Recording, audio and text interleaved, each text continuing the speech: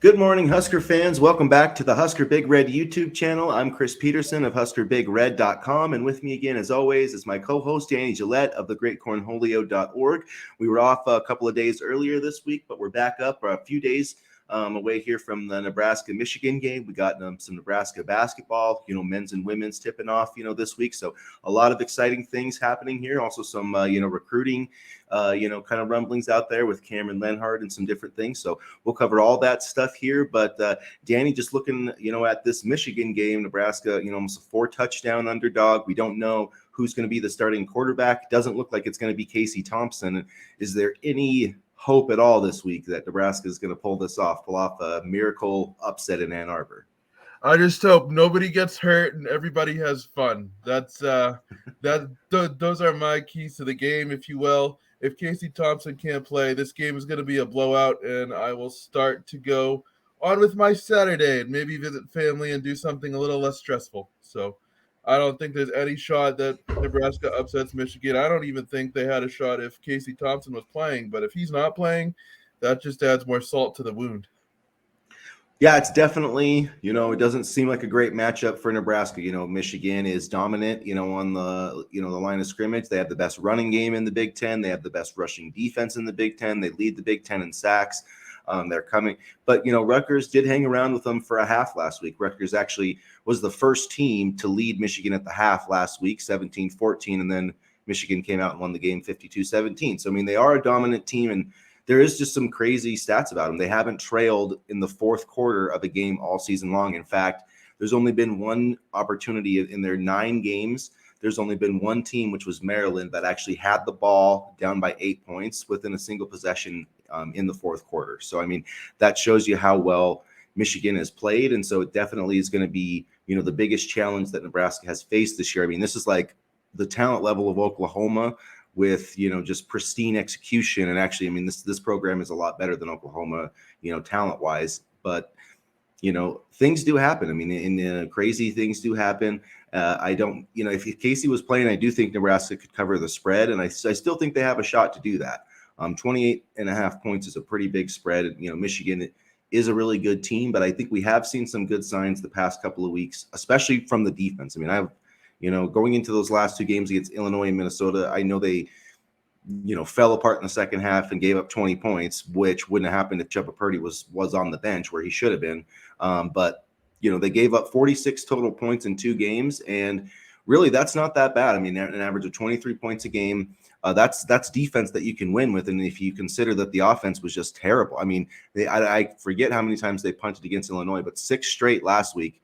They had 1 first down in 6 possessions with Chubba Purdy. So why the hell is he still out there? And so that's my biggest point. That's a whole nother stream for another day. Yeah. So, we'll see. If Chubba starts on Saturday, I don't think they have any hope. If Smothers starts, I still don't think they have a hope of pulling off an upset, but I think they could cover the spread for sure if Smothers is out there. If Mickey has the balls to overrule Whipple, then I think we'll see Logan Smothers. If Whipple gets his way, which he probably will, let's be honest here, we're going to see Chubba Purdy again. And, the defense, to your point, Chris, played well on Saturday against Mo Ibrahim and Minnesota for the first half. But by the second half, they look so gassed. And that's because partly their offensive drives were so quick. They were so quick. They refuse, or I'm going to say Whipple refuses, because Mickey has at least acknowledged it in the press conference, to go slower on offense. It's something we've been talking about since September, and they still didn't do it. But anyway, if we have a repeat of 6 3-and-outs on Saturday with a quick offense and a tired defense, it could be a great day for Blake Corum and the Michigan running game. And this is not a good matchup for Nebraska. No, it's really not. There's the one thing that Michigan has given up this year has been, some deep pass plays, which would make you think, Trey Palmer. But if Casey Thompson's not out there, it's going to be really tough. And I just think that I just don't see why in any world why you would start Chubba Purdy. And I think, honestly, the fact that Purdy has played the last 2 games, that's my biggest indictment of Mickey being the future head coach. Like, if you can't control your staff, Mickey sat there in the press conference and said, basically in the second quarter, he knew Chuba wasn't seeing the ball well. Why the hell is he out there then in the second quarter, the third quarter, and the fourth quarter? You lost the game because you can't play the right quarterback, because you can't tell Mark Whipple who to play. That's pathetic. Frankly, it's pathetic, and Nebraska had a chance to win both of the last two games and blew it because Mark Whipple's a freaking moron, and Mickey Joseph apparently can't stand up to him. Yeah, and it was just tough to see last week. And you kind of like, we were all watching on TV thinking, why isn't Logan Smothers out there? Why isn't he playing? Why is Trevor Purdy still out there? Well, I think we found some information on some of the insider boards. I'm not going to say who we got it from or where we found it, but that our information kind of matched up and lined up, and it made sense. And I still don't know why Mickey let Whipple control him like that. I don't know why, he just didn't kind of stand up to him. But, it kind of reaffirmed what I thought all along. Chuba was his guy, and he wants to make Chuba work, but it just is not working at all. No, and I haven't seen anything to sit there and say that Chuba Purdy is a better passer than Logan Smothers. I mean, it's not there. He did not throw the ball well, and yet he did look better on the first few drives. And Whipple, to Whipple's credit, Nebraska has looked good on script all year. The first drive of the game has always been, against Oklahoma, they came out, bing, bang, boom, and scored, and then they couldn't do a thing after that.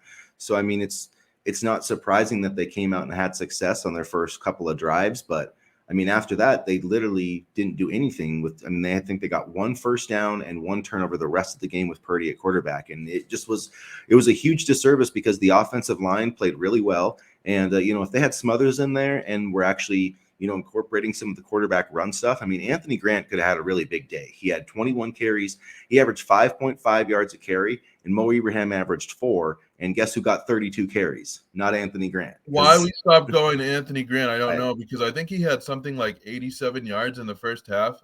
Yeah. And so, I don't know. It just, and we have heard this mentioned in some of the chats that we're in.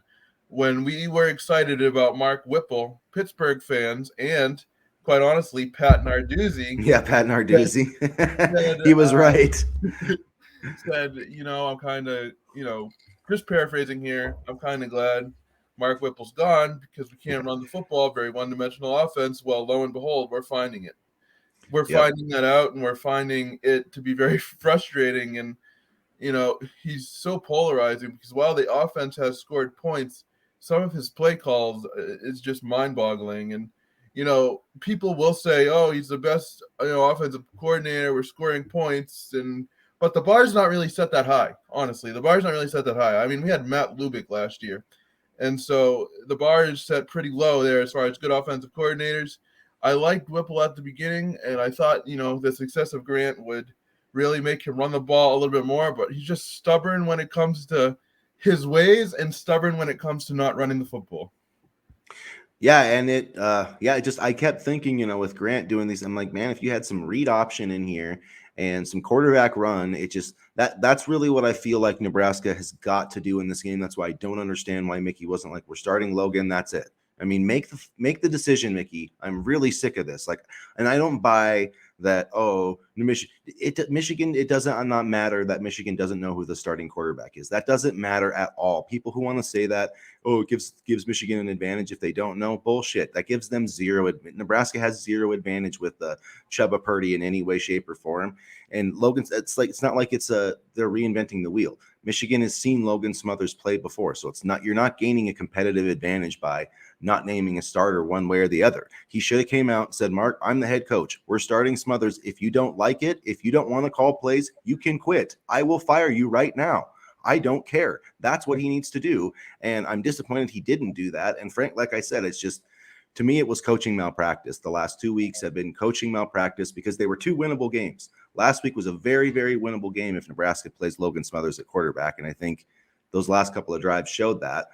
But at the same time, I don't know. There's still some traction for, Mickey to be the head coach. And I'm not totally dead set against it. If everybody else kind of says no, but well, I just have seen like a lot of people are saying no. You see the lists, like the lists that reporters are putting out, and I'd rather have Mickey with some of those crappy lists. I don't want to get us demonetized for whatever reason, but if those lists are what we get, I'm perfectly fine with Mickey as head coach. I don't think we're going to land a Kiffin or a Dave Aranda even at this point. I'm not really hearing his name, but I'm not happy with any of those lists. Those lists are gross. Like, give me Mickey, don't give me those guys. Bill O'Brien, no way. See you later. Ugh, I don't know, but I will say to your Whipple point, one of the things that I do buy is when Mark Whipple was hired, and this is something I've heard throughout the week, Whipple's offensive style was brought into what's the word I want to use? Kind of accompany Scott Frost's, quarterback option style of play calling. Once Frost is gone, Whipple has full control, and all of that complementary football goes out the window. That's something I do buy because we saw it a little bit. I think it was against Georgia Southern, but now that Whipple has the full keys to the castle offensively, that sort of balance once Scott was fired was gone. Yeah, and I mean, and it's been hard, I guess, to run the ball too. But I don't think that Whipple is a very good offensive coordinator. Not only with his lack of running the ball, but the protection schemes have been bad all year. He knows he has a poor offensive line, and he's basically putting him out there in zero protection just constantly. So I mean, there's been a lot of things with. That's the one thing is no matter who is the head coach, Mark Whipple needs to be fired the day after the Iowa game because he has been a cancer for this program. He has not brought a single positive thing, and frankly, it sounds. I mean, I have no legitimate sources or anything that have said that, but I mean, it sounds like he's been insubordinate with Mickey, and you can see. I mean, even Mickey on. I think what was it, Tuesday or whenever he did his press conference was talking about, we need to be satisfied getting 3-4 yards. And then Whipple comes up there the next day and the media asks him about it. Well, all I care about is scoring points.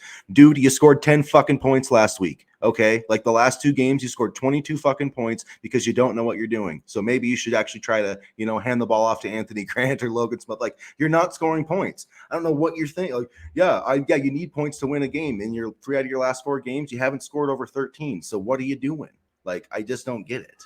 Lack of ball control offensively, too. That's been one of my biggest problems. The defense is so exhausted. And I know people will say, oh, well, that's their job. You got to be out on the field. Not for 82 points. Shit. I mean, 82 points, 82 plays. I mean, Come on. Like, you can't expect your defense to be well rested and ready to go every single play. If you're playing 102 plays, like against Purdue, 82 plays was a random number. But, I bet you we've been pretty close to it a lot of these games. So, it's just and last week, I mean, Nebraska had the lead for most of the game, but the time of possession was still almost 2-1. So it's like that makes no sense to me. And that helped Mo Ibrahim and Minnesota establish their dominance in the second half of the game. And the good teams figure out how to win, and good teams figure out how to close in the fourth quarter. Minnesota just did it with Mo Ibrahim, and they knew they could because that Nebraska defense was exhausted. Yeah, we all, it was awesome when Ty Robinson knocked out Tanner Morgan, but maybe he shouldn't have hit him so hard. I was thinking the exact same thing. I was thinking the exact same thing because their backup quarterback is actually pretty good. But see, that shows, I mean, because he has been bad this year, but that's coaching, it's just the offensive coaching has not been good this year, and that's from Whipple basically on down. Do you think we see the Minnesota quarterback in the opener next year? The one that we saw on Saturday, the backup?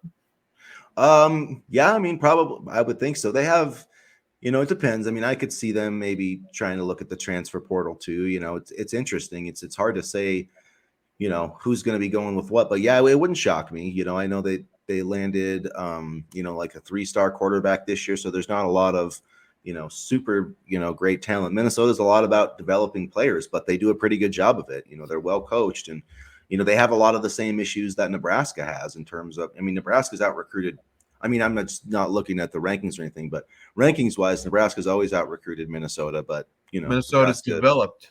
Yeah. Minnesota has a head coach, which Nebraska, doesn't. So it's interesting. Yeah. I know a lot of the lists haven't been great. Like Matt Rule is on there. I don't know. People keep talking about Stoops and, people saying he's on the list and not on the list. The guy from NC State, I don't know how to pronounce his last Dave name. Doreen or Doreen, Doreen. Yeah. Dave Doreen, yeah. And then Lance Leipold. I still think there's got to be a chance at Lance Leipold. I mean, I feel like Nebraska is a way better job than Kansas. I don't care how many, because here's the thing about Kansas. No matter what you do, no matter what he does with that football program, it's always going to be number two. It's never going to be basketball 1A, football 1B. It's basketball is number one in Kansas. It will always be number one in Kansas. It will always get all the resources.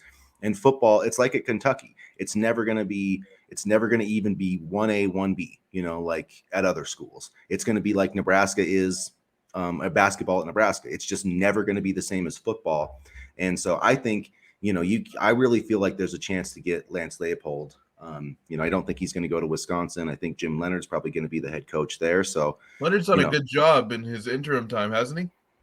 He has. I mean, it's just, getting back to basics. And I think part of it too, I mean, with the whole Paul Chryst thing, I think part of it is they didn't want to lose Jim Leonard. So I think they kind of took the opportunity to have a sluggish start and just got rid of him. And then they kind of got back to, what their formula is. And, Braylon Allen running the football and playing good defense. And that's the thing is they have a formula, for success. Nebraska, it just seems like they're trying to throw stuff at the wall and hope that it sticks. There hasn't been an identity. At least when Bo Pelini was around, there was an identity, and it kind of fell apart, during the latter stages of his, after they transitioned from the Big 12 to the Big 10. But at least there was some kind of identity. You knew they were going to run the football. You knew they were going to try to, play their defense. And with Nebraska, they just don't have an identity right now. And so we'll see. I mean, I feel like that there's better candidates than Mickey Joseph. I mean, I want Mickey on staff, but I feel like Matt Rule would be a great hire. I know a lot of people want to say, "Oh, he's just another Mike Riley," but I don't think that that's true at all. I think that that's totally disregarding his resume at Baylor and at Temple. And I mean, people talk about offensive linemen and how bad our offensive line sucks. Okay, Matt Rule coached offensive line in the NFL, people. Like, have you looked at the damn resume? The guy knows what he's doing, and I feel like he could help us at a really important position, and he could build a really good staff.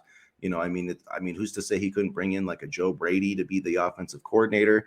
So I mean, I like Whipple, I like Leipold. I mean, I like Mickey Joseph. I like what he can do as a recruiter, but his coaching, his in-game coaching, and his managing a staff and personnel has not impressed me at all.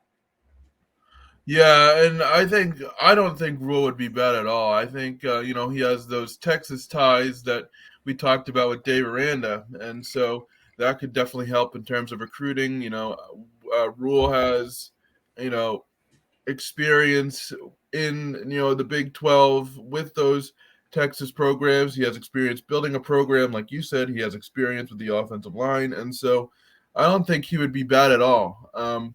But a lot of these names I'm very underwhelmed by, and I'm worried that we're going to hire somebody that's not going to be able to make a splash, and that's a safe hire, not one that'll take the program to the next level. Maybe it's somebody we haven't heard. Maybe, they're putting out all these names to kind of throw the media off the track in terms of the coaching surge, but I just have a feeling that we're going to be very underwhelmed. We'll see. I mean, it's nobody knew that LSU was going to hire Brian Kelly until it happened, or, Lincoln Riley to USC yep. until it happened. So, I mean, we just, same thing with Miami. I mean, after, last season, they thought they were going to have Manny Diaz when maybe they want him back because Mario Cristobal is kind of falling on his face there. So that goes to show you that, it's not always candy and roses, no matter who you hire. I mean, Miami hired, Cristobal, and then they got Josh Gaddis from Michigan. And basically every person who followed Michigan was like, go for it, take him. Who cares? That was Jim Harbaugh's offense. And it was true. I mean, Josh Gaddis is not an elite offensive coordinator. And so it's interesting how things work out. He was the Broyles Award winner, but it was because he was running Jim Harbaugh's offense, not his. And I think you can see the results of that now in Miami. So, I mean, just because it's a big name doesn't necessarily mean that, it is going to work out. But yeah, it's hard to follow through all the tea leaves right now. I mean, Lars Anderson came out yesterday and said that he thought it was going to be Mickey. And I don't understand the timing of it with Mickey. Like, if you were going to make Mickey the head coach, why wouldn't you have done it earlier? I just don't. I mean, they're looking at a 5-game losing streak to end the season. I mean, it's like that's that's going to really hit with a thud. No matter who else you hire as a head coach, I feel like, if you lose I mean, maybe they'll beat Wisconsin or Iowa or something, but if you lose your last 5 games, if Mickey's sitting there 2-7 as the head coach, that's not a very exciting hire. No, but Mickey can at least get players in to build and kind of recruit, and that's what we need as well. So I could see both sides of the coin. It's just very evident that this program is far off from where it needs to be. I mean, Saturday again exposed that. Especially in terms of quarterback development, something we've always struggled with. I remember we talked at the beginning of August, and we were excited about having guys like Chubba Purdy in the room, and we said that maybe this year is the year that it turns around in that regard, and it just hasn't. So, I mean, it just goes to show. I mean, college football is a very interesting game. Things work that you don't expect to work, and things also you expect them to work and they don't work. So it's just very finicky. Yeah, and I mean, I take your point. I also think that if this team was coached a little bit better, I mean, they had a chance to win the Purdue game. They had a chance against Illinois if they don't play Chubba Purdy and Minnesota. I mean, frankly, they could have won the last 3 games, and they could have won the Big Ten West if they were coached better. And I'm not seeing player development wise, but just in game. Like if they play Logan Smothers, they have a shot against Illinois, and they have a shot last week. Like the fact that they played basically their third best quarterback against Minnesota, and they still had a chance on the last drive. I think that shows that this team and this program isn't as far off as some people want to say. It's just, I mean, you have to get competent people, and Mark Whipple is not one of those guys. And I know Mickey can recruit, but I have a lot of questions about him as a head coach. I really do, and I just feel like that he would be better as the associate head coach, wide receivers coach. You know what I mean? That's just what I mean. I'll support him if he's the head coach, and maybe he'll show me something here in these last 3 weeks. But right now, and I mean he just looks like he's in over his head. I mean, frankly, he just looks like he's in over his head. Yeah, I would be interested to see what he would do with his own staff, hypothetically, but we'll have to see how it all plays out. There's a lot of things, even out of Mickey's control, that need to be addressed within the program, and it can't all be fixed in one off season. But there are opportunities to at least clear some of the shit out, so to speak. Because, I mean, I was thinking this earlier, but I doubt Bill O'Brien throws that crap-ass Chubba Purdy out there. No, because he doesn't have crap-ass Trevor Purdy. He has Tua Tagovailoa, Jalen Hurts, and, in Alabama version of Mac Jones. He doesn't need to. He has the keys to the castle. No wonder Yeah, Bill but O'Brien... he's also developed Mac. You got to give him credit for Mac Jones, though. You have to give him credit for developing players. Yeah, I mean, Chubba Purdy was a top 200 recruit, and he looks like he should have never been ranked, after coming to Nebraska. So, I mean, I don't know. Bill O'Brien had basically the pick of the litter in terms of who he can work with, and Nick Saban does all the work pretty much over there. And it's pretty easy when you can just take recruits to your house and show them your trophy case and your yacht and all these things. So credit to them. But I mean, I don't know. I still have my reservations about Bill O'Brien, and I have reservations about him as a recruiter, but just in terms of a X's and O's football coach, he's way better than Mickey Joseph. Hell of a lot better than Mickey Joseph. Is he going to move the needle? No. Yeah, I mean, but I'm not really worried about that. I just want somebody who knows football and can tell his offensive coordinator. I mean, with the fact that Mickey Joseph was sitting out there saying, I knew that Chubba couldn't see the field in the second quarter, and yet you still played him for most of the game. Why? I mean, that to me was, and then, I mean, it's just stuff like that. Like, I feel like when I'm watching Mickey Joseph, it's like I'm watching Dan Campbell of the Lions go up there after every game and say, oh, I shouldn't have done this. Dude, you're paid a lot of money to know when to do things before they happen, not after. So, I mean, maybe Mickey will get better. And I know this program isn't great, but I mean, they had chances to win each of the last 3 games and they didn't. And he has to take responsibility for that. I agree. But I mean, I'm just saying that I don't think a guy like Bill O'Brien can take the program to the next level, and that's what we need. I mean, aside from just this Mickey stuff, I have my doubts as to if he can do that. And Nebraska doesn't have time to waste in terms of trying to get the football program good again.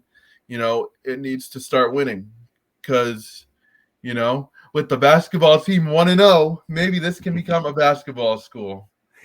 No, they will never. Even if they make, like I said, Uh, it's just like it's like Kansas in reverse. Even if the basketball team is like making the Final Four, it'd still be a football school.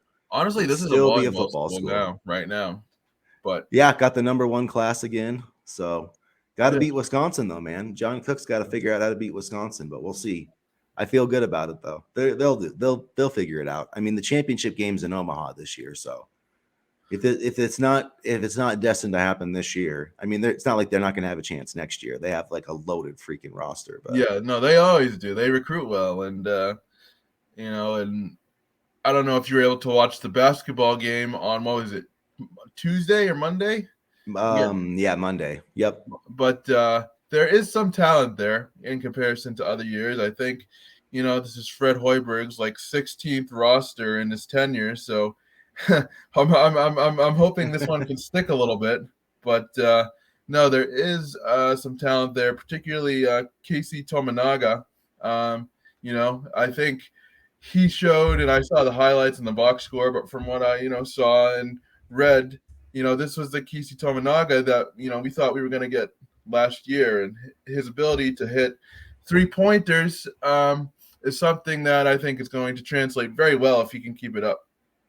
Yeah, he had a really great summer, playing for the international team for Japan. And I mean, he shot the ball pretty well last year. He made over like 33 pointers. But yeah, it was really great to see him come off the bench and kind of light it up. And that's, what Nebraska, needs him to be, kind of, one of those sixth man type of roles. And, I liked a lot of what I saw from Nebraska. I'm worried about the defense wasn't very good.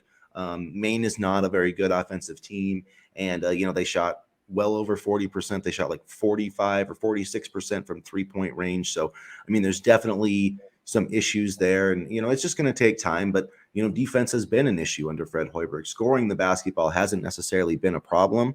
So that's where, they need to improve. And I definitely think that, missing out on Derek Walker, has been part of that. I mean, they basically got no production from the center position the other night. There was, I think, 3 field goal attempts between the 2 starters. I think Nebraska blocked 1 shot in the entire game. So, I mean, they definitely, I don't know what's going on with Derek Walker. They keep saying it's day to day. And then Fred Hoiberg is saying that Derek's going to talk about it when he's ready. So I don't know what the hell is going on, but if this team is going to have a chance of like being 500 team or like in the NIT or anything, I really think they're going to need Derek Walker, because there was a lot of nice pieces around there, but they didn't have that low post presence to kind of run the offense through. And, while you can get away with that against Maine, I think when you get into Big Ten play, it's going to be a lot tougher. You're going to need some of those easy, high percentage baskets. And then the other thing is, once you are getting some scoring inside, then it can open things up for, the outside shooters, Wilcher and Tominaga and some of those guys. Yeah, and I mean, you saw some of the new additions make quite the impact. Sam Greisel had 22 points.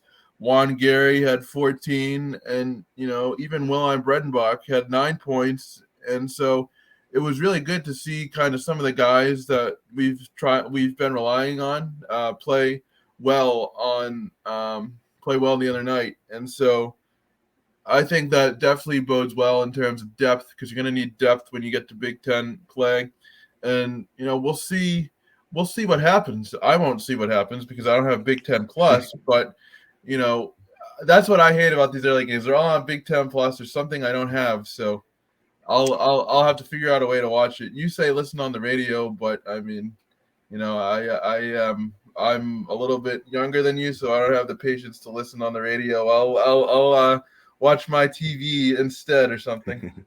Yeah, it is kind of annoying how the Big Ten Network has done this. You can sign up for the Nebraska team only package for like $10 and you can watch any Nebraska game, but still kind of annoying that you already paid for the Big Ten Network and you aren't able to watch the. So it's like, Yeah, we'll see. I mean, I don't know how many games they're going to have on there during the regular season, so I don't know. It's they probably have going quite to a be. few. They have quite a few. In my past experience with other years, like they had basically every Nebraska basketball game on the Big Ten Network, and it was the Big Ten Network and then FS1 a lot of the time. So I was able to see which pretty much all season, which I kind of regretted when I was watching, but it's nice to have the options.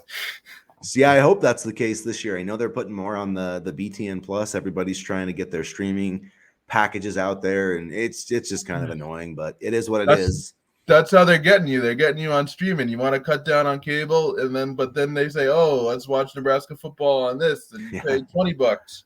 Then you can watch yeah, Nebraska basketball on this, and then play that much. Then you watch the Nebraska knitting team, and then you pay another $5. It's like, okay, like I'm yeah. all set. But yeah, so tonight they're taking on Omaha, and Omaha played. They lost to Kansas, I think, by 24 points the other night. Kind of an interesting roster. Not a lot of Nebraska players, but there's not a single senior on there, so it's kind of a kind of a lower end program. I think they won like 5 or 6 games last year, so suffice to say, Nebraska should be able to win this matchup tonight. I haven't. I'll have a preview up later today on huskerbigred.com where I'll get a little more into it. I haven't looked into Omaha, a ton yet, but I feel like this game is more about, Nebraska and their execution, but I really liked, Sam Greisel and his performance the other night. I'd like to see his assist numbers get up just a little bit more. And I'd like to see CJ Wilcher kind of get going. He really hasn't shot the ball that well this year. Nebraska hasn't really shot the ball that well from 3-point range. So, we'll see what happens, today, but, it should be a pretty easy win for, the men's team. The women's team dominated Omaha the other day. They scored over 100 points. So, the women's team, they're ranked in the top 25. So, let's make sure that we give them some love because, they're looking like they're probably going to go back to the women's version of March Madness. Yeah, and that's a very well-developed program. They have a solid system, and they have figured out what works, and they have stability. All things that the men's program doesn't have right now, and that's kind of the interesting kind of paradox with Nebraska, right? All the women's programs are doing very, very well, and the men's programs just struggle, and so. I don't know. We'll see. We'll see how the basketball team does on the men's side. The women's side, it should be very exciting to watch. But the men's, we'll have to see. And if they can get to 2-0 tonight, meaning Thursday night, then that's a good starting point because you try to pick up as many wins as you can before Big Ten play hits, and then we'll see what happens.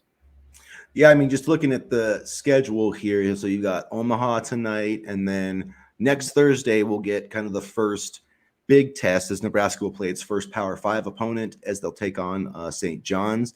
And that there's kind of that Big Ten. I forget what they call it, but it's the Big Ten kind of Big East. The Gavitt games. That's what they call it, the Gavitt games. So that'll be at St. John's next week. That's going to be a tough matchup. Then Arkansas Pine Bluff, and then you've got the Invitational with Oklahoma. So that's going to be, for Thanksgiving. I think it's actually on Thanksgiving Day, Nebraska plays Oklahoma, which will be kind of interesting since they used to play Oklahoma the day after Thanksgiving in football every year. So those few games, that Oklahoma game, St. John's, and then they'll play, either Memphis or Seton Hall or somebody. It's kind of a, one of those preseason tournaments. So I think we'll find out a lot about this team, in the next 5 games or so. I would fully expect them to win tonight. But next week on the road against St. John's, that'll give us a real test of where this program is at this season. And, if they can, try to make a run at a postseason berth, which is, I think that's the goal this year. I mean, it's going to be difficult to do that. And I think Fred needs to show improvement. I don't think he necessarily needs to make like the NIT to keep his job, but he's definitely got to win more than like 4 or 5 Big Ten games. That's not going to cut it. Yeah, you mentioned that schedule. Even Memphis was made March Madness last year. I remember watching them. Penny Hardaway has done a great job over there with that program, and it's not going to be easy. But I think I just wish that this roster would be able to have more continuity. Hopefully, there's a little bit more continuity this year heading into next year, and so the problem with recruiting good players like the McGowans or even when he was here, Cam Mack, those type of players is that they're good players, but they don't often stay with the program for 3 or 4 years, which good for them. I mean, for the McGowans, I think both of them went to the NBA or are signed with NBA teams. So, but that doesn't really help in terms of roster development. So, I mean, We'll see. I mean, I feel like I've said that 7 times about the Nebraska basketball program today, but we really will see because we don't know how this team is going to, pan out. I think it's a more balanced roster and a more experienced roster than in other years. So hopefully that will work in their favor. Yeah, I mean, Griesel's I think is a really solid player. Gary is interesting in that he didn't start, in the exhibition games, but started against Maine.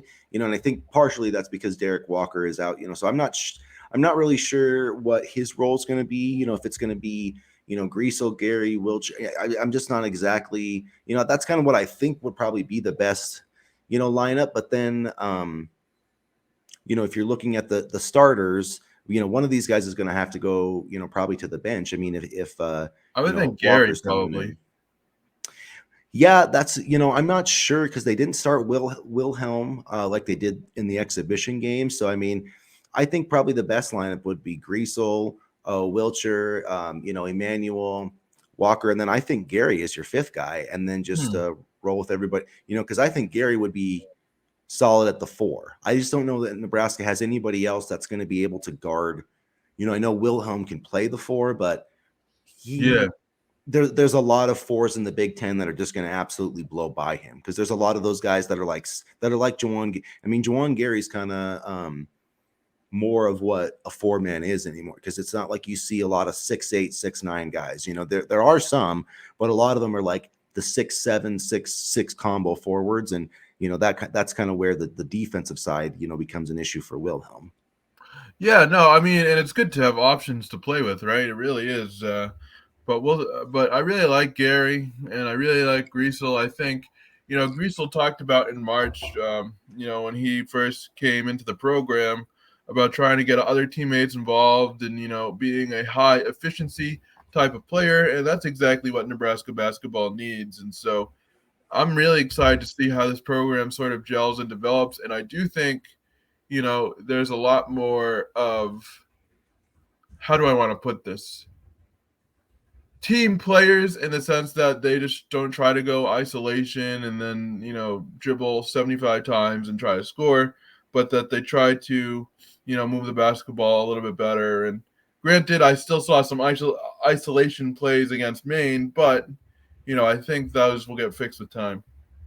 Yeah, I think all the pieces fit together really well. And once Derek Walker, if he's able to come back and be the player he has been the past couple of years, I think this offense is going to be really good. So we'll see, how that's working out. And we also said we'll segue here, but make sure Nebraska, they're watching tonight. They're playing Omaha tonight at 5 central, or actually 6 Central Time. Sorry, I'm talking about Mountain Time. But I did want to touch on some recruiting stuff going on because there's been some interesting recruiting talk. And starting with Cameron Leonard, who posted on his Instagram a Go Big Red the other day, and it kind of got me wondering what's going on. I looked into his recruitment, and basically nothing has happened since he's decommitted with Nebraska. He hasn't. Now this is according to On3 and 24/7. So I mean, maybe I'm missing some information. I'm not sure, but there hasn't been a single offer, a new offer gone out. He hasn't taken a visit anywhere. I mean, no other team on 24/7 Sports is even listed as warm in terms of like actively recruiting him. So I don't know if it's a situation where, he decommitted from Nebraska and didn't get as much interest. And the fact is, right now we're a month away from signing day, and some of these programs are already going to be filled up in terms of scholarships because, for one thing, teams aren't signing the 25 player class anymore because they know they need spots for the transfer portal. So it's hard for me to believe that a top 300 player couldn't find a spot, but maybe some of these other programs don't really view him that well. I mean, he is rated as just a 3-star by 24/7 Sports. So I don't know, but the go big red thing was kind of struck me as odd. And I maybe Nebraska still has a chance here. It doesn't seem like there's any other logical destination right now for him. Now that Frost is gone and the communication's a little bit better, I do think that they probably do have a chance with him now. But I think adding him to the program. I mean, just looking at his highlights, he is a very good pass rusher. I know Nebraska has been really trying to recruit pass rushers, and who knows if he's been in contact with Mickey Joseph or whatever. But I would definitely like him back in the program. I thought he was, a pretty sizable loss when, he decommitted. But like you said, one of the things that kind of worries me is that he really hasn't gotten any interest from other programs. Is there something going on that we don't know about? Is it just, the fact that he's told programs, no, I'm just waiting to see what Nebraska's play on this is, But I would like to have him back in the class. That would be another big addition. Yeah, I mean, Nebraska doesn't have a ton of 4-star guys, so it would be nice to get him back. And, I know that so like Michigan State, Florida State, and Penn State were some of the ones he was interested in. Well, I know Florida State has taken a bunch of edge rushers. I know Michigan State has like a top 100 edge rusher. I can't say I know Penn State's taken some too. I don't know the recruiting well enough to say, well, Penn State's only taking 3 edge rushers like this cycle. I think one thing with Lenhart that throws some people off is he's a bit of a tweener. He's not really, like, when you look at him, he's not really an edge, like an edge, you know what I'm saying? Like he's more, I think, more of a traditional hybrid sort of. Yeah, well, I mean, if you watch it, I watched his highlights because I wanted to make sure he wasn't hurt or anything from this season. And they line him up almost as a 3 technique quite a bit. Yeah. And so I think he's more of a traditional defensive end, more of a 4-3 defense, but he's not big enough to be like a 5 technique in a 3-4 system, because you have to be about 6'4", 280 for that. I mean, ideally, but you at least have to be in the 280 range because you're taking on a lot of double teams. So I think maybe that's a bit of an issue, but I don't care, frankly. I mean, I think the guy can rush the passer, and whether he's rushing it on the edge or whether you bump him in, whether you just bring him in on 3rd downs as a defensive tackle to push the pocket inside. When is the last time Nebraska had an interior pass rusher that was worth a shit? Honestly, I can't remember. It's been I can't think of a single. I mean, okay, there have been some, during the Stilly, some of those guys, but there hasn't been like a consistent one. So I mean, I just feel like Nebraska needs pass rushers, and even though he may not fit perfectly, he may be a square peg in a round hole, I think he would be a nice addition to this class. So I'll be interested to see what happens there. And another thing that was interesting, that's at least on my radar, was the offer to quarterback JT Fayard last week, who's unranked in the 2023 class. And then after that happened, Parker Thune, Oklahoma reporter for 24/7, put in a crystal ball projection for him to Nebraska, and that kind of caused a lot of waves. And people have now said that it's been reported, like Brian Munson is saying, that they didn't give him a committable offer, because a lot of people were kind of interpreting that as maybe a bad sign for William Watson. So I don't know. What do you make of that whole situation with the quarterback? It's very interesting because I think if Whipple leaves the program, then I think Watson probably goes. And so if Watson goes, then that opens up a spot positionally for Fayard. And I don't know. I think there is some smoke there, especially with the crystal ball, like you mentioned. But I think a lot of it hinges on what Whipple does after this season. And let me say this, what we want him to do versus what actually happens are 2 completely different things. I wouldn't be upset if he moved on, but is he going to? We don't know that yet. We can't really say anything definitive yet, but I do think it's interesting. I kind of like the idea of Nebraska offering kind of this diamond in the rough quarterback before he may or may not blow up, versus offering a quarterback after he's already blown up and we're late to the party. I mean, that's a change from the Frost regime. So, I mean, I kind of like that, in my opinion. And, we'll see what happens. I think a lot of it just hinges on if Whipple stays or goes. Yeah, I mean, I think it's, people say it's like just Mickey doing the guy a favor. I don't know about, maybe that played into it, but I feel like, I mean, I watched his tape. He's not a perfect prospect. He is probably thrown too many interceptions and hasn't thrown for a ton of yards, but he's got some skill. He's got some accuracies, some traits that are worth developing. So I think it wouldn't be terrible for Nebraska to take 2 quarterbacks in this class, is my opinion. But, it could also be, like you said, an insurance policy if Watson does, leave the class, and then they can get a different developmental arm in there. But yeah, it's interesting. Nebraska's also putting out a lot of 2024 offers, but it's really, I feel like things are really kind of on hold until you make that head coaching decision.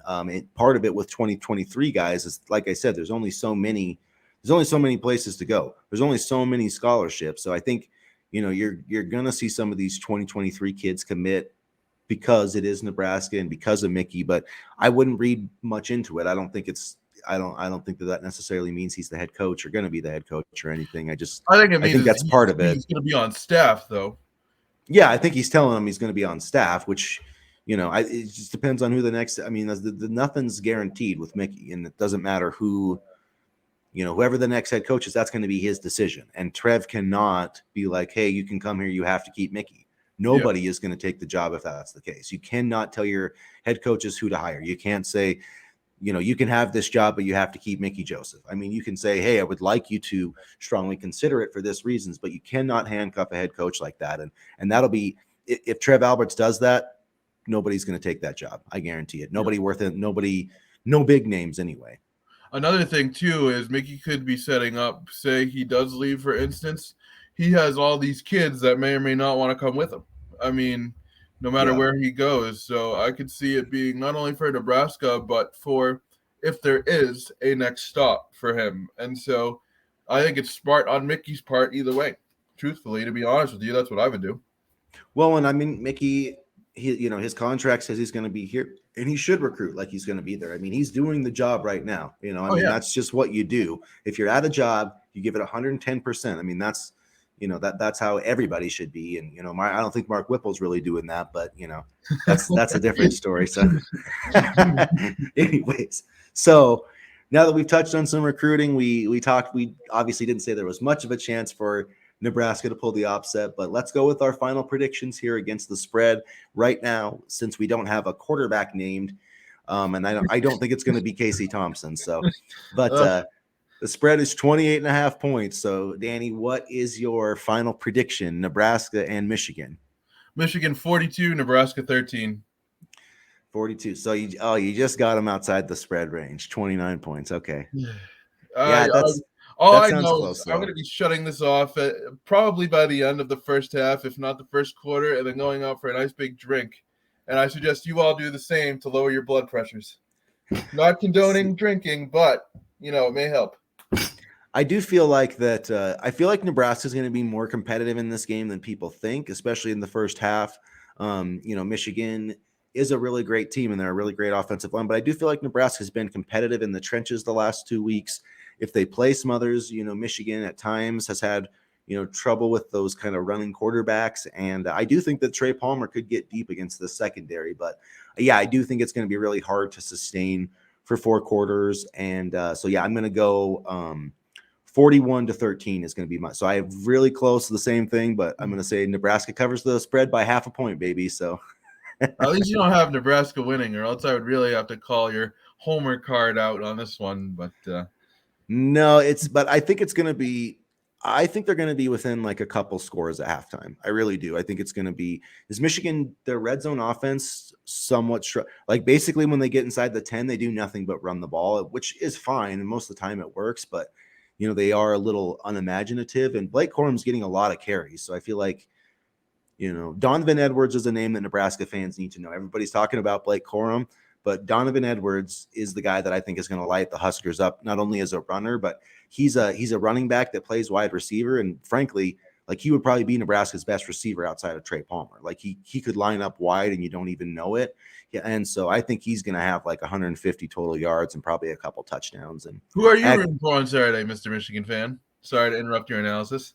Oh, I cheer for both of them when they play each other. I just kind of see how it goes. And no neutral parties here at thegreatcornholio.org. You can find all sorts of Nebraska coverage. I don't know if it will be positive Nebraska coverage because, quite honestly, I'm kind of apathetic towards the rest of this season. I just think they need a reset. I mean, I hope they win. I mean, maybe they'll make a bowl game. I don't know. If they win this game, I'm going to say this, though. If they somehow pull like the miracle of miracles, like and beat Michigan, this team's going to a bowl game. They'll win 3 in a row. If they win this one, they'll win 3 in a row. But the chances of that happening are like 0.000000001. But I'm just saying, if this happens and they get this confidence, like I think that they could turn that into a winning streak. But probably not going to happen. I mean, it all depends on how many hissy fits Mark Whipple is going to throw. Because if we end up keeping Purdy in there, then I don't have high hopes. I'll just say that. I don't want to dog on the guy too much because he's running for his life behind that. I'll dog on the line. It's not going to be. It's going to be. Yeah. He's going to be so scared. Like literally. Like if he was running for his life against Minnesota, I mean, Michigan's got so many more dudes. Like just don't even do it. Don't even put him out there because he's not. He can't read defenses. He sees the pass rush like instantly, and then he just runs around. And then I mean, if he can't scramble, he can't do anything. So like this isn't the game for Chubba Purdy. As soon as he sees a little bit of a rush, he just immediately goes out of the pocket, and by that point, you play to the defense's hands. So, yep.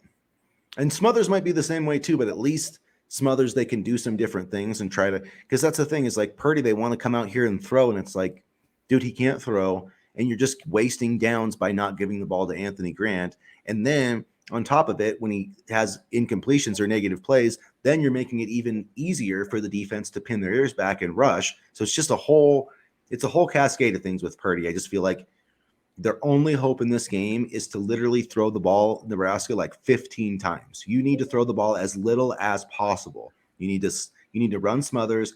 You need to run the read option. You need to make the clock tick down to like 1 second every time you have the ball before you snap it. That's what they should have done all year. I know I don't get if I was Mickey Joseph, I'd be like, hey, Mark, I know our goal this week is to score points, but I also want us to run fewer than 60 plays. I want 120 plays or less in this entire game combined. Like I want to run more plays than Michigan and I want to run more clock than Michigan. I don't care about this, like that's one thing I would say, because if you can do that, if Nebraska can somehow, just keep their pass attempts down and keep in the same play range as Michigan, time of possession, just keep it close and get into the fourth quarter. And then who knows? We'll score on the first 2 drives, and then that's when Michigan will score 28 straight because we can't figure out how to throw the ball, and that's what's going to happen. And I'm going to be sad again and rinse and repeat. Yeah, I think Nebraska will score in the first quarter, maybe score a couple times in the first half, and then the second half will be like 28-3 or something. It's going to be close until halftime. Michigan will play to make Nebraska think they have a chance, and then they'll assert their dominance in the second half when the defense is exhausted after being out there for 200 plays. And that's exactly what happened against Minnesota. I wish we didn't hurt Tanner Morgan because it may have been a different game. Yeah, but I think so too. But, if Smothers plays, I feel like there's a decent chance that if he starts and plays most of the game, there's a decent chance Nebraska could cover the spread. I think they're going to play inspired. I mean, I know that this program has become a bit of a joke, but I know that these Caleb Tanner and some of these guys, they really want to get to a bowl game and they know this is their last chance. So I do think that we're going to see a great effort from Nebraska, but it's just not going to be enough. So 41-13. I think Nebraska will get some red zone stops, but basically we have the exact same prediction this week. So which is rare. I mean, it's first time for everything, right? So it's probably an indication that we're both going to be totally wrong, but we'll see. Nebraska's going to win like 23-20 after a stellar game by the defense or something crazy. Because so even if Nebraska beat, I still think if Michigan lost to Nebraska, I still think they can make the playoff. Because if Michigan, because that's why all these rankings and all this like talk is just stupid. Because if Michigan doesn't beat Ohio State, there is no hope of them going to the playoff. And even if they lose one of these next 2 games but beat Ohio State and win the Big Ten, they're going. Like it's simple as that. And I feel like, people are just, they want to like rag on LSU or whatever. Like, here's the thing, man. If LSU wins out, they're going to the playoff. Deal with it. That's how. If somebody beats Georgia and Alabama, like they're going to the college and they're the SEC champ, like they're going. So what a statement! What a statement win by Brian Kelly and LSU, because I personally thought Brian Kelly was a joke. I still do, but I mean, especially after the beginning of the season. But he's really turned things around, and shout out to him and shout out to LSU. I mean, beating Alabama is always going to win you some points down in Baton Rouge. And here's my other thing though, is that Alabama is not out of the national title race either, and people need to get this through their heads. It would take LSU needs to lose like once or twice, but If Alabama somehow gets to the SEC championship game as a 2-loss team and then beats Georgia, does anybody think that an 11-2 SEC champion Alabama that just beat the number 1 team wouldn't make the playoff? I don't. I know they would. I know for a fact that they would. College football playoff loves Alabama, so I think they would be in there even if that happened. But Alabama's not out of it by any means. This is just a very tight race at the top, and but their problem is they can't get there without winning the SEC. right. So they need like 10-2 Alabama. The conference championship is what matters, and really it's the win over Georgia. That's the thing. Is if you're the SEC champion and you've beaten Georgia, I think that's how we'll see 2 SEC teams make it. But I don't think that's going to happen. I think that Georgia will win out. They'll beat. I think LSU will. I think they only have to win one of their last 2 games to make the SEC title game. So it'll be Georgia and LSU will lose. And I just don't think the playoff it's really that complicated, really. People, but the committee is stupid. I mean, the fact that like one of the dumbest rankings is like USC's number 8 and UCLA's number 12. Well, UCLA beat Utah, the team that USC lost to, and they've also beaten Washington. So UCLA has 2 wins over top 22 teams, and USC has none, but USC's ranked number 8. Now, explain that to me, Money. If they get LSU or USC somewhere in the playoffs and, they get all the big programs in, more people will watch, more money. That's why I want to see a 12-team playoff, and I want to have the top 6 conference champions guaranteed to get in, because we've got to start deciding this on the field. And it's still decided too much by these selection committee people. Would the BCS would have been better? Would it have been better? The BCS wasn't better. No, the BCS was way worse. It was way worse. And I'm a Nebraska fan, but there's no way Nebraska should have played Miami in the 2001 championship game. You get beat 62-36. You don't win your conference championship. And the team that beats you ends up as the number 3 team, even though just because they're 11-2 was stupid. Colorado should have played Miami or Oregon or somebody, So I mean, Nebraska backed its way into the championship game that way, and I just don't. The thing about it is, if you add more teams to the playoff, like 12, you're gonna add to the regular season excitement, and I guarantee you we're gonna see a bunch of different teams making it into the top 4. Now, it might be Georgia winning it always again, or whoever. The final result might not be different, but the teams that we see in there, I think, will be. Especially, I think the first 2 rounds should be played on campus. Get to the semifinal. That'd be a lot of fun. And that gives you some incentive, and that gives you a lot of reason to still want to be a top 4 team or a top 8 team or whatever. So I think it would be exciting. I hope we see it, but it gives the fans a lot to be excited about too, because like the past couple of years, it's just been Team X and Alabama, and it's like, okay, well, who's going to win here? I wonder. But now 12-team playoff would at least give the fans of other schools some excitement, and it would allow the college football playoff to do what its main purpose was, except for the fact that these SEC teams are just too damn good. It'll give hope to people like us. Nebraska someday could make a 12-team playoff. So I'll probably be worm food in the ground by the time that happens, but we'll see. Hopefully not. Hopefully not. Hopefully not. Well, we went off on a bit of a tangent here, folks. So we went a little bit longer, but we'll go ahead and wrap it up here. We'll be back on Monday morning. We'll have some reactions to what happens between Michigan and Nebraska. If anything else happens in terms of the coaching search in the next few days, we'll pop up with some content. But make sure that so you don't miss anything. Like our videos here. Make sure that you're getting into the comment section and subscribe to our channel, the Husker Big Red YouTube channel, and then check. Yep. No Miles Farmer, big loss. Yeah, that'll be a big loss. Yeah, but we'll see. Michigan doesn't throw it that much. I don't think it'll hurt us that much. That's another one of our better defensive players, though. I don't know. We'll see. But also, check out HuskerBigRed.com for all your Nebraska content and the GreatCornholio.org. So just a reminder, I've got Nebraska 41-13 losing. Danny's got Nebraska losing 42-13. So hopefully we're terribly wrong and the Huskers pull a miracle of miracle upsets. And we'll be here to talk about it on Monday. So whatever happens the next few days, go Big Red. Go Big Red. Always.